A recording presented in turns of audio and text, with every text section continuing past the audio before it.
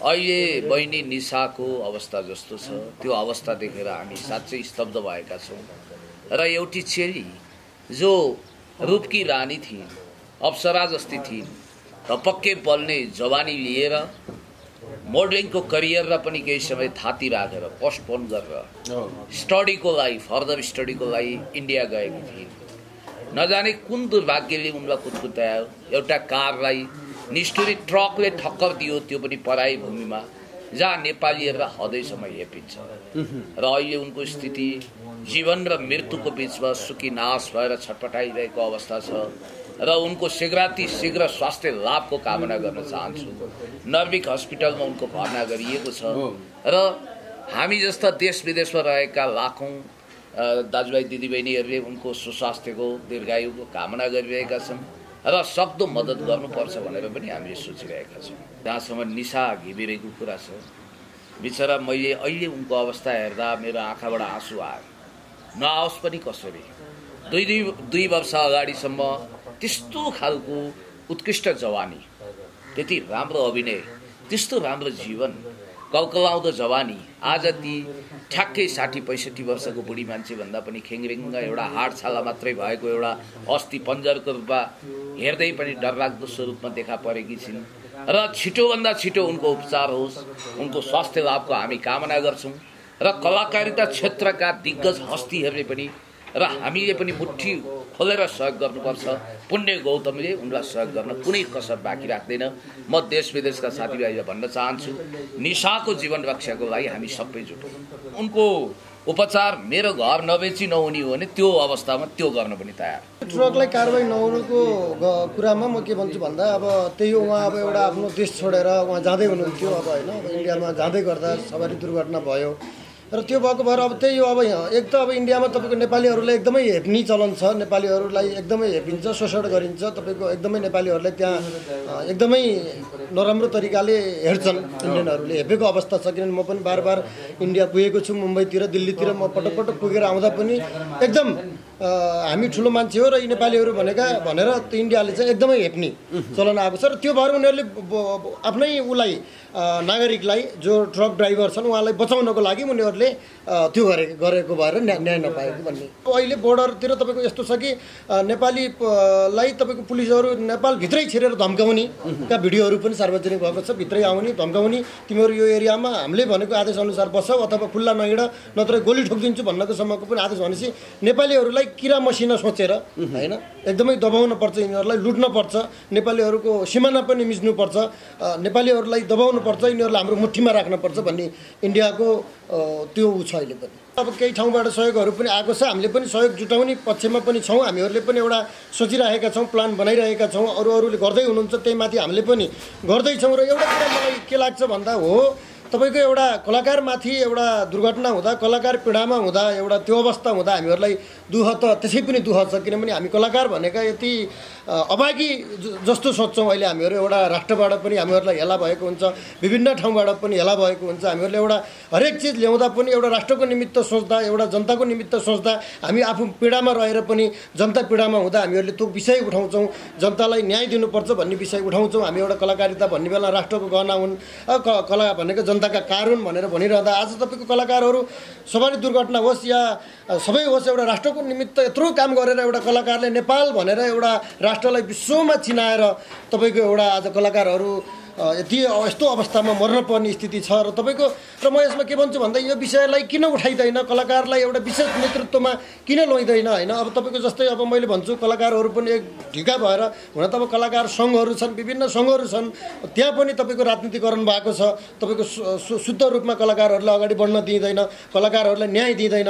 अब तपाईँको अब यो आवाज सबैले उठाउनुपर्छ भन्ने मेरो विषयको कुरा हो। र अर्को कुरा तपाईँको अब त्यत्रो चलचित्र बोर्ड छ, तपाईँको अब कलाकारहरू अब हामीहरूले पनि एउटा तपाईँको त्यत्रो म्युजिक भिडियोहरू बनाउँदा, गीत बनाउँदा, फिल्म बनाउँदा कर वार्षिक तिरिरहेका छौँ। र त्यो अरबौँ खरबौँ कर कहाँ गयो अहिलेसम्म, त्यत्रो अरबौँ रुपियाँ खरबौँ रुपियाँ पैसा कहाँ छ भन्ने विषयलाई पनि मैले कुरा उठाइरहेको छु। र यो विषयमा पनि म चलचित्र बोर्डमै गएर पनि यो विषयमा कुराकानी उठाउने, सहकार्य गरेर हामी एकजुट बन्नुपर्छ भन्ने तरिकाले पनि मैले गरेको छु। र त्यो भएर तपाईँको अब प्रत्येक साल तपाईँको अब चलचित्र बोर्डमा अध्यक्षहरू नियुक्त हुनुहुन्छ, उहाँले महँगा महँगा गाडी चल्नुहुन्छ। अहिलेसम्म हामीले तिरेको पैसा उहाँहरू बसेर तलब खान उहाँहरूको सुविधा भन्दा केही भएको मैले देख्दिनँ। र अर्को कुरा मैले के भन्छु भन्दा तपाईँको कलाकारिताबाट राजनीतिमा थुप्रैजना पुग्नु भएको छ। जस्तै कमल ओली पनि अहिले सांसद हुनुहुन्छ होइन, त्यति मात्रै नभएर थुप्रै कलाकारहरू हस्तीहरू राजनीतिमा हुनुहुन्छ। तर उहाँहरू कलाकारिताको पीडा, कलाकारबाट एउटा पीडा सहेर कलाकार बनेरै राजनीतिमा जानुभएको छ। उहाँहरूले त्यो विषय किन उठाउनुहुन्न होला? र कलाकारहरूको लागि केही नीति नियम बनाऊ, कलाकार भनेको राष्ट्रका हुन्, उहाँलाई अलिकति प्राथमिकता दिउँ र कलाकारहरूलाई अलिकति कुनै बिमा गरौँ अथवा कलाकारहरूलाई कसरी गर्ने, एउटा राष्ट्रको निमित्त गर्ने कलाकारहरू, आज देशको निमित्त, जनताको निमित्त आफू पीडामा रहेर पनि हँसाउने कलाकारहरू आखिरमा बिजोग पारामा रहँदा राज्यलाई कसरी व्यवस्थित गर्ने भनेर पनि सोच्नु हुँदैन, उहाँहरूले पनि सोच्नुहुन्न। अब सबै सत्तामा गएपछि पनि त्यही जानुभयो। त्यो भएको भएर एकदमै हामी कलाकारहरू पीडामा छौँ र हामीहरूले कलाकारले पर्दा नसोचेको होइन, सोचिरहेका छौँ। त्यो भएर हामीहरूले कहिलेसम्म हामीहरूले एकबाट अर्कोलाई सहयोग गरेर बाँच्ने, कहिलेसम्म त्यो अवस्थाले बाँच्ने? हामीहरूले कर तिरिरहेको छ, हाम्रो करको सदुपयोग भएर हाम्रो कुनै कलाकार क्षेत्रलाई यो है कलाकार अप्ठ्यारो पर्दा यो भनेर राज्यलाई अलिकति सतर्क भइदिए हुन्थ्यो। र हाम्रो कलाकारबाट पनि गएका सांसदहरू हुनुहुन्छ, अब उहाँ मन्त्री हुनुहोला पछि, र उहाँहरूले पनि माग उठाइदिए हुन्थ्यो, किन उठाउनुहुन्न होला? नमस्कार, म कलाकार आशा भुषाल। तपाईहरू अहिले हेर्दै हुनुहुन्छ वर्ल्ड वाइड न्युज नेपाल। यस च्यानललाई लाइक, कमेन्ट, सब्सक्राइब, सेयर गर्न नबिर्सनुहोला। मैले त सब्सक्राइब गरिसकेँ, अब पालो तपाईँको। आदरणीय दर्शक महानुभावहरू नमस्कार। फेरि पनि हामी अर्को नवीनतम श्रृङ्खलाको साथमा यहाँहरू माझ हाजिर भएका छौँ। यहाँहरूले क्यामेराको फ्रेममा देखिसक्नु भएको छ, बहुचर्चित अनुहार हुनुहुन्छ पुण्य गौतम अनि पुतलीगढ जुने नेपाली चार्ली तिलक कार्कीजी। दुवैजनालाई स्वागत छ। हजुर धन्यवाद। हजुर थ्याङ्क यू सो मच। आराम हुनुहुन्छ? ठिक छ। हामी समय सापेक्ष विषयवस्तुमा कुराकानी गर्छौँ। कहिले यहाँ सुकुम्बासीको पीडा बुझ्नका लागि, उनीहरूलाई न्याय दिनका लागि सुकुम्बासी बस्तीमा जानुहुन्छ। कहिले कता कहिले सविता काण्ड, कहिले कता के काण्ड, ती काण्डहरू बोलेर समाजमा विकृति र विसङ्गतिलाई हामी अभियन्ताहरूले पखाल्नु पर्दछ भनेर त्यो उद्देश्यका साथमा अगाडि बढ्नुहुन्छ। समाज पखाल्ने मात्र होइन, समाजमा पीडा मर्कामा परेका व्यक्तित्वहरूलाई पनि यहाँहरू जस्ता अभियन्ताले केही राम्रो भूमिका निर्वाह गर्नुपर्दछ भन्ने मान्यतामा हामी हुन्छौँ। त्यसो त मैले यही पेरिफेरीमा रहेर कुराकानी गर्छु। हाम्रो तिलकजी कलाकारिता क्षेत्रमै हुनुहुन्छ, हाम्रो पुण्य गौतम सर पनि कलाकारिता क्षेत्रमै हुनुहुन्छ भन्दा पनि फरक पर्दैन। धेरै म्युजिक भिडियोहरूमा हामीले देख्न पाउँछौँ। तर मुखियाको नाममा कलाकारै भनेर हिरो अथवा हिरोइन अथवा त्यो ढङ्गबाट प्रस्तुत नहुनु भए तापनि कलाकारिता क्षेत्रलाई राम्रै बुझ्नु भएको छ। विगत केही वर्ष अगाडि इन्डियामा उच्च शिक्षाका लागि गएकी निशा घिमिरे अहिले हस्पिटलको बेडमा चाहिँ हुनुहुन्छ। उहाँको शीघ्र स्वास्थ्य लाभको हामी कामना पनि गर्दछौँ। र उहाँ इन्डिया जाँदाखेरि चाहिँ सवारी दुर्घटनामा परेर अहिले यो अवस्था आएको छ। अवस्था आएको पनि थोरै भएको छैन, निकै लामो समय भएको छ। यसलाई कसरी बुझ्नु भएको छ? हामी पुण्यजीबाट कुराकानी गर्छौँ। उहाँको न्यायका निमित्त, उहाँको जीवन रक्षाका निमित्त यहाँहरूले भूमिका निर्वाह गर्नुपर्ने होइन यति बेला? पत्रकार महोदय, तपाईँलाई म हेर्दै खोलेर फर्स्ट अफ अल सबैभन्दा पहिला धन्यवाद दिन चाहन्छु। र वास्तवमा भन्यो भने अहिले बहिनी निशाको अवस्था जस्तो छ, त्यो अवस्था देखेर हामी साँच्चै स्तब्ध भएका छौँ। र एउटी चेली जो रूपकी रानी थिइन्, अप्सरा जस्ती थिइन्, धपक्कै बल्ने जवानी लिएर मोडलिङको करियरलाई पनि केही समय थाती राखेर पोस्टपोन गरेर स्टडीको लागि, फर्दर स्टडीको लागि इन्डिया गएकी थिइन्। नजाने कुन दुर्भाग्यले उनलाई कुदकुतायो। एउटा कारलाई निष्ठुरी ट्रकले ठक्कर दियो, त्यो पनि पराई भूमिमा, जहाँ नेपालीहरूलाई हदैसम्म हेपिन्छ। र अहिले उनको स्थिति जीवन र मृत्युको बिचमा सुकी नाश भएर छटपटाइरहेको अवस्था छ। र उनको शीघ्र स्वास्थ्य लाभको कामना गर्न चाहन्छु। नर्विक हस्पिटलमा उनको भर्ना गरिएको छ। र हामी जस्ता देश विदेशमा रहेका लाखौँ दाजुभाइ दिदीबहिनीहरूले उनको सुस्वास्थ्यको दीर्घायुको कामना गरिरहेका छन् र सक्दो मद्दत गर्नुपर्छ भनेर पनि हामीले सोचिरहेका छौँ। र यो मेसोबा तपाईँले जसरी सकारात्मक तरिकाले विषयवस्तु उठान गर्नु हो, खुद उहाँ कलाकारिता फिल्डको मान्छे हुनुहुन्छ। तपाईँको भाषालाई म हल्का संशोधन गर्छु। यदि म कलाकारको दर्जामा आउँछु भने डोनाल्ड ट्रम्प खुद कलाकार हुन्छन्, किनभने उनले पनि बायोपिकहरूमा अथवा विभिन्न मुभीहरूमा ठ्याक्कै आफ्नो व्यक्तिगत डोनाल्ड ट्रम्प नै बनेर उनले भूमिका निर्वाह गरेका छन्। प्रेसिडेन्ट सी जिनपिङले पनि त्यही गरेका छन्, मोदीको पनि त्यस्तै छ, टर्कीको राष्ट्रपति रेसेप तय्यब एर्दोगान पनि कतिपय सिनेमाहरूमा भ्लादिमिर पुटिन जस्तै देखा परेका छन्, रुसी राष्ट्रपति जस्तै। यसको मतलब आफ्नै रियल नाममा विशिष्ट अतिथिको देखा पर्नु भनेको कलाकारिता होइन, कलाकार हुनको निम्ति विशेष प्रतिभा खुबी चाहिन्छ। मैले आफूलाई कलाकार हुने कुरा यो सपनामा पनि सोच्न सक्दिनँ र कलाकारको केवल म सम्मान गर्छु, इज्जत गर्छु, तारिफ गर्छु।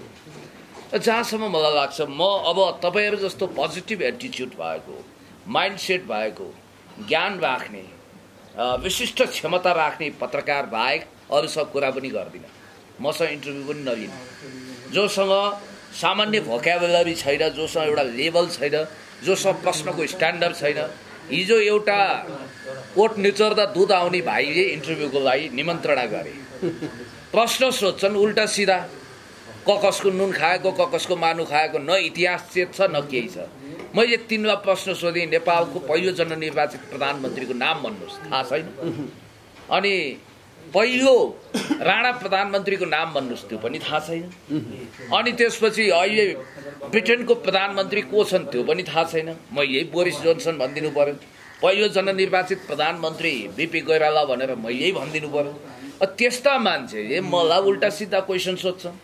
चुरेको दोहन 2060 सालमा भएको थाहा छैन उनलाई, तत्कालीन राजा ज्ञानेन्द्रको पालामा चुरेको गिटी ढुङ्गा आदि इत्यादि भारत निर्यात गर्न, क्रसर स्थापित गर्ने निर्णय भएको थियो, त्यो इतिहास चेत पनि छैन।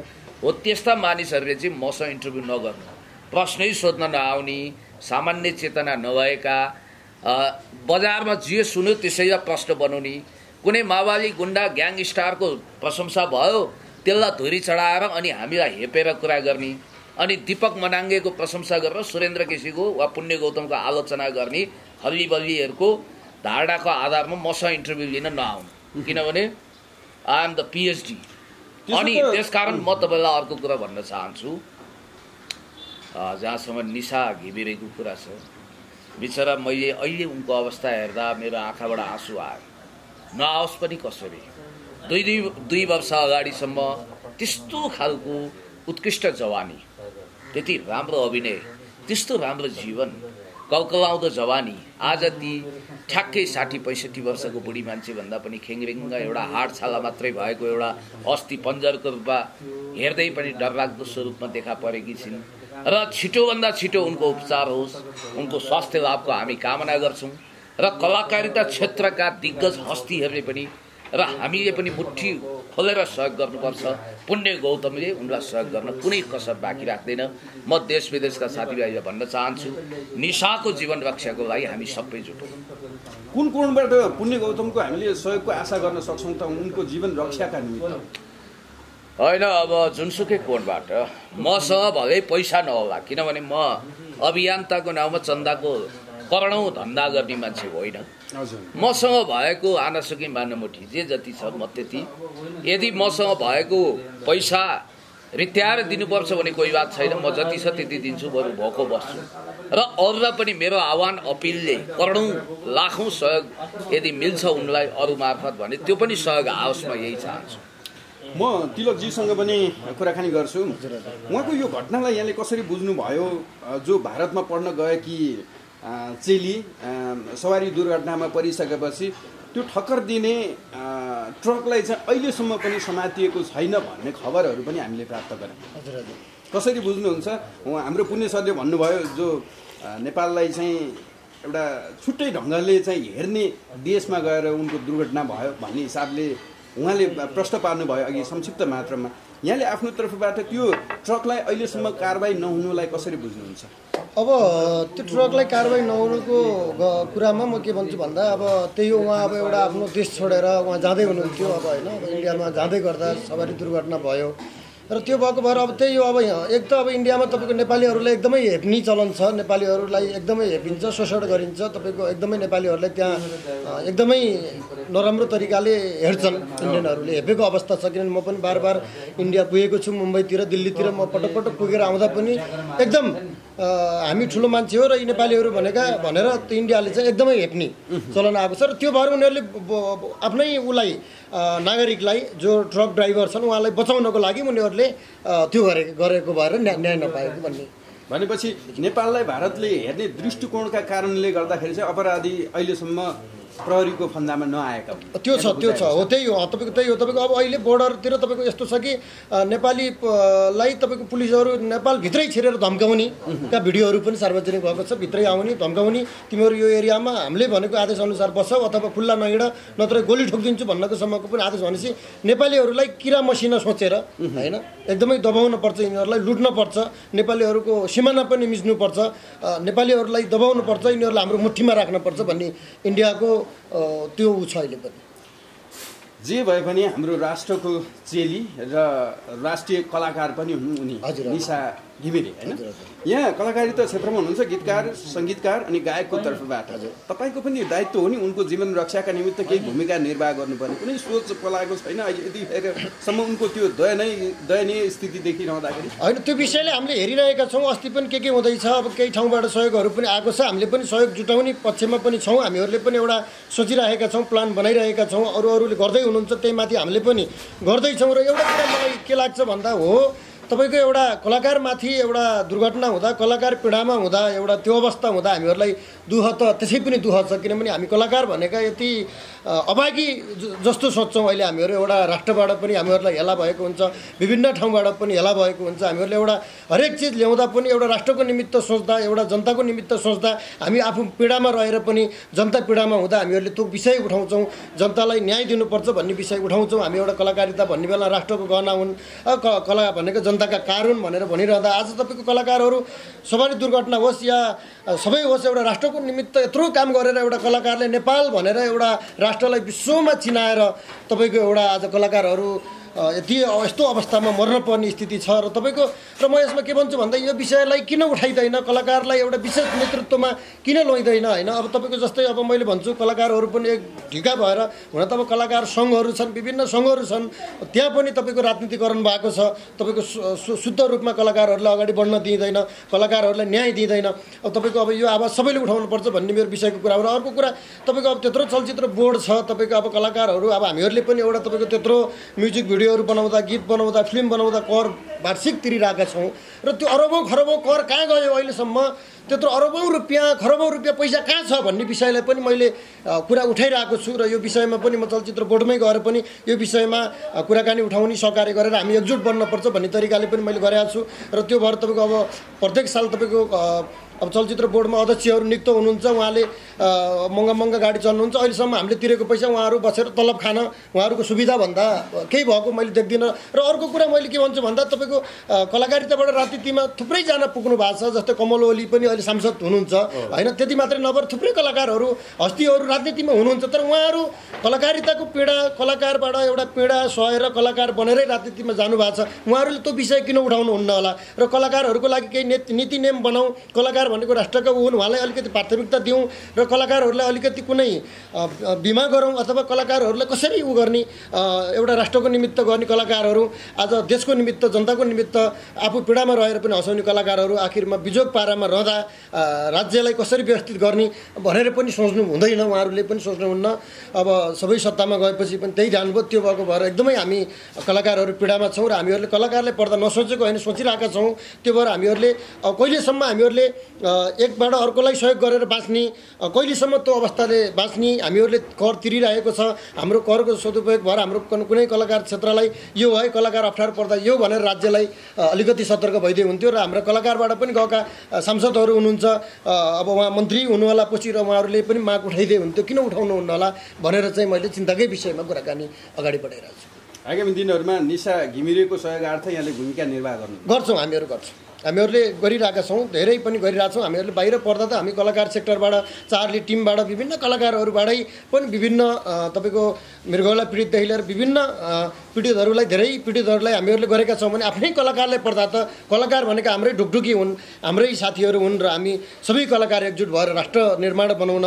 एउटा देशमा भइरहेको विसङ्गति र सबै कुरालाई हामीहरूले गीतबाट सबै एउटा उबाट चुनौती पनि राज्यलाई दिइरहेका छौँ र त्यो भएको भएर जसरी पनि हामी गर्छौँ त्यो एकदमै गर्छौँ। सहयोग गर्छौँ भनेर यहाँले प्रतिबद्धता जाहेर गर्नुभएको छ। यो क्यामेराका अगाडि आउँदाखेरि मात्रै त्यो सोचाइ गर्नुभयो अथवा योभन्दा अगाडि पनि उसको जीवन रक्षाका निमित्त हामीले केही गर्नुपर्छ भन्ने मनसाय यहाँले उत्पन्न मनसाय लिनुभएको थियो? यो विषयमा म थोरै लिन्छु अनि म प्रसङ्गमा केन्द्रित होइन, मैले लिइरहेको छु। पहिला पनि मैले के भइरहेछ भनेर त्यहाँ गएर बुझेको पनि हो, हेरेको पनि हो। त्यसपछि तपाईँको अब विभिन्न के हुँदैछ त अहिले, कहाँबाट सहयोग आएको छ, अवस्था कस्तो छ भनेर पनि मैले हेरिरहेको हो र त्यो विषयमा अब कुन तरिकाले सहयोग उठाएर अब जे जति सकिन्छ लड दिनुपर्छ भन्ने पनि मैले गरेको। त्यसपछि अब अरूको थ्रोबाट पनि त्यहाँनिर बिचमा चाहिँ अलिकति समस्या थियो, म पनि गएर आएको। त्यसपछि अहिले चाहिँ तपाईँको अब अलिअलि सहयोग पनि अब कतैबाट जुटेर अहिले उहाँहरूलाई पनि सहज बन्दैछ, आइरहेको छ सहयोगहरू र विभिन्न कलाकारहरू पनि त्यहाँ पुग्नु भएको छ र मैले पनि अब केही राहतको व्यवस्था गरेर फेरि त्यहाँ राहत लिएर हो। यति भनिसकेपछि मलाई अर्को एउटा जिज्ञासा राख्नको लागि सहज भयो। हजुर हजुर, उनको यो दयनीय स्थिति वर्षौँदेखि हजुर त्यो मिडियामा सार्वजनिक पनि भइसकेको, इन्द्रेणी कार्यक्रमदेखि लगायत विभिन्न सञ्चार माध्यमहरूबाट सार्वजनिक भइसकेको घटना रहेछ। यो म आफैले चाहिँ नढाँटी भन्दाखेरि पछिल्लो समयमा अलि चासोपूर्वक लिएँ, यहाँले बुझ्नु भएको थियो थिएन।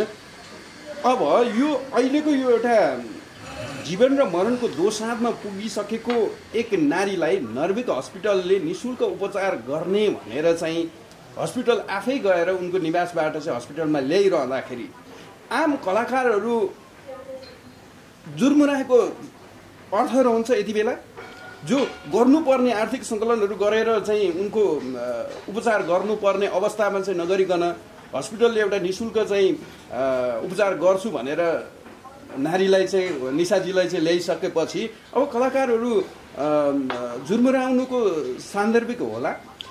होइन, अब त्यसमा यस्तो छ तपाईँको, अब यहाँभन्दा पहिला त अब त्यो जुन घटना भएपछि त्यसलाई अब चासो दिन नखोजिएको पनि होइन। तपाईँको अब बिचमा अब के भयो भन्नुहुन्छ भने अब माहौल त्यस्तै भयो। तपाईँको अब कहिले अब लकडाउन कोरोनाको कारण अब विभिन्न कारणले गर्दा पनि हामी अब कोही कलाकारहरू कहाँ हुनुहुन्थ्यो, कोही गाउँमा गएर बस्नु पऱ्यो, कोही कहाँ गरेर पनि हाम्रो बाध्यता के थियो भन्दा हामी एकजुट बनेर अगाडि बढ्न पनि सकेनौँ। बिचमा तपाईँको अब कोरोनाले गर्दा अब यहाँभन्दा पहिला पनि त्यत्रो बन्दा भयो, 9-10 महिना अब बन्दै भयो। त्यतिखेर पनि हामी अल्पत्र अवस्थामा हामी नि कुनै कुनामा टाढा भएर बसेका थियौँ होइन। त्यसपछि बिचमा सहज भएपछि अब यो कुरालाई अगाडि बढाउनुपर्छ भनेर हामीहरूले कार्यक्रम अगाडि बढाउँदै थियौँ। बढाउँदा फेरि पनि बन्दा भयो होइन।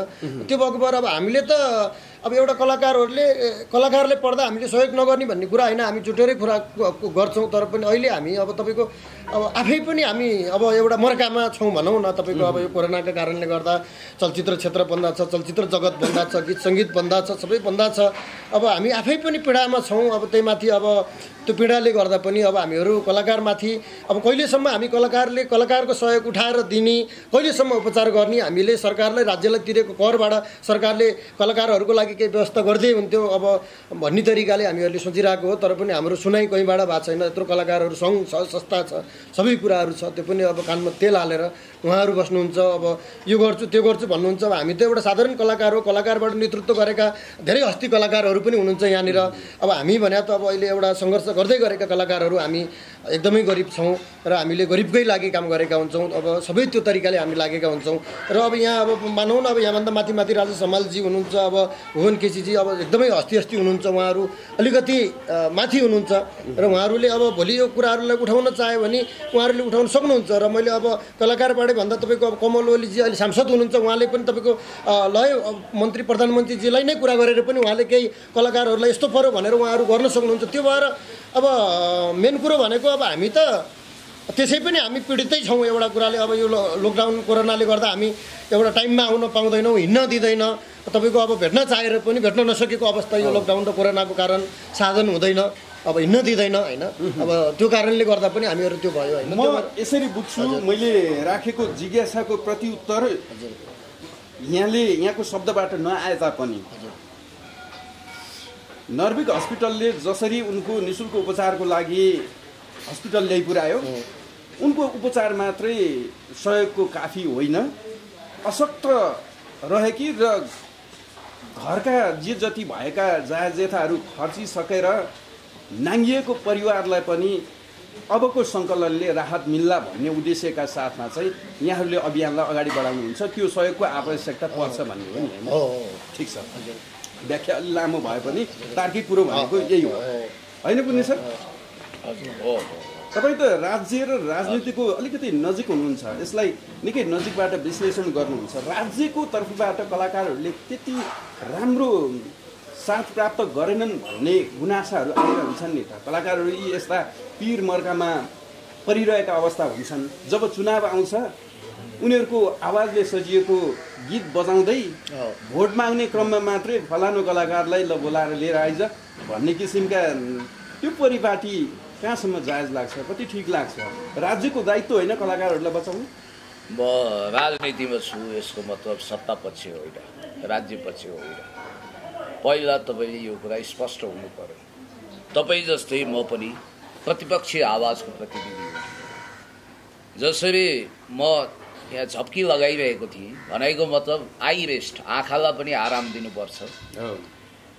माडवारीहरूले के गर्छन् भने आफ्नो कार्यकक्षमा बसेर अरूले व्यापार गरिरहेका हुन्छन्, उनीहरूले आँखालाई रेस्ट दिन यसो आँखा चिम्लिएका हुन्छन्। भलै त्यो बेलामा मुन्सीले गडबडी गर्यो भने बेला बेलामा आँखा खोलेर कडा नजर पनि राखेका हुन्छन् र कहाँ टाँका मार्यो कहाँ के गर्यो पछि हिसाब किताब दुरुस्त निकाल्छन्। उहाँ बोलिरहेको बेला अहिले झप्की लगाएको अर्थमा नलिनुहोस्, तर ध्यान दिएर सुनेको थिएँ। यसको मतलब मैले निन्द्रा पुऱ्याएको होइन। त्यसै गरी भ्रमको खेतीपाती गर्नु हुँदैन।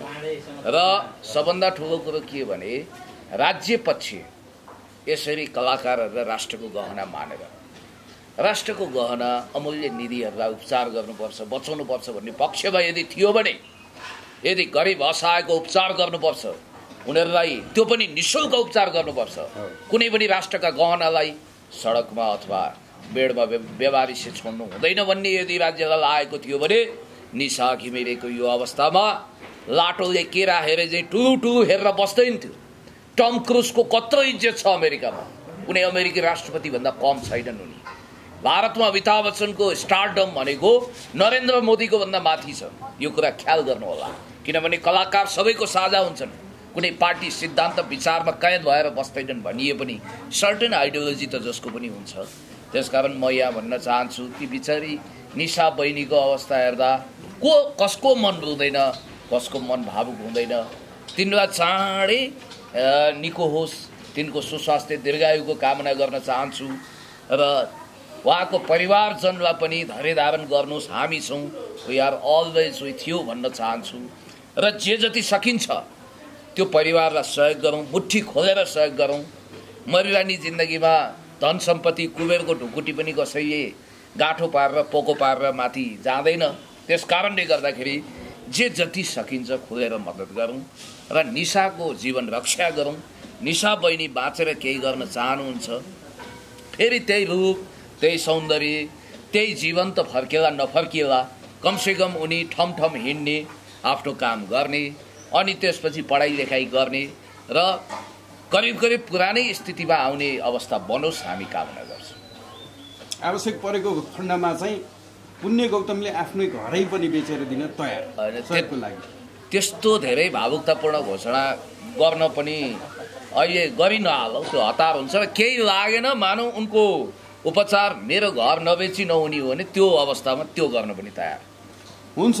यहाँले यो सहयोगको वचनबद्धता व्यक्त गर्नुभएको छ। महत्त्वपूर्ण समयका लागि तिलकजी, कुनै सर, यहाँहरू दुवैलाई धेरै हस्, तपाईँलाई पनि एकदमै धन्यवाद दिन्छु कि एउटा ओछ्यानमा परिरहेकी कलाकार चेलीको स्वास्थ्य लाभको कामना गर्दै उनको उपचारको लागि सहयोग गरौँ भन्ने आह्वानको निम्ति तपाईँले हामीसँग बातचित गर्नु। तपाईँको जिम्मेवार मिडिया र तपाईँ जस्तो जिम्मेवार मिडियाकर्मी जसलाई कुनै खल्ली बल्ली विषय सृजना गरेर कन्टेन्ट क्रिएट गर्नु छैन र कसैको चरित्र हत्या गर्नु छैन, इमान्दारिताको रोटी खाँदै अगाडि बढ्नु भएको छ। तपाईँहरू जस्तो पत्रकार मित्रहरूलाई म नमन गर्न चाहन्छु, थ्याङ्क यू सो मच भन्न चाहन्छु। यस्तै सामाजिक, राजनीतिक, राष्ट्रिय अन्तर्राष्ट्रिय मुद्दामा डिबेट गरौँ। कोही साथी आउँदैनन्। अहिले टर्कीमा रेसेप तय्यब एर्दोगानको सत्ताको अवस्था के छ भनेर डिबेट गर्न अहिलेसम्म कुनै साथी आउनु भएन। पुटिनले 1979 डिसेम्बर 31 देखि अहिलेसम्म किन ल्यान्डस्लाइड भिक्ट्री प्राप्त गरिरहेका छन् यसको बारेमा बातचित गरौँ भनेर आउनुहुन्न र तपाईँले जस्तो गम्भीर विषय उठाएर पनि कमै साथी आउनुहुन्छ। म चाहन्छु कि स्तरीय कन्टेन्ट आओस् र पुण्य गौतमलाई अबदेखि सस्ता कुरामा इन्टरभ्यू लिएर हाँस्ने यदि इरादा छ भने ती मान्छे मबाट कमसेकम 30-40 कोस परै बसुन् र मलाई मिस कल पनि नहानु। धन्यवाद।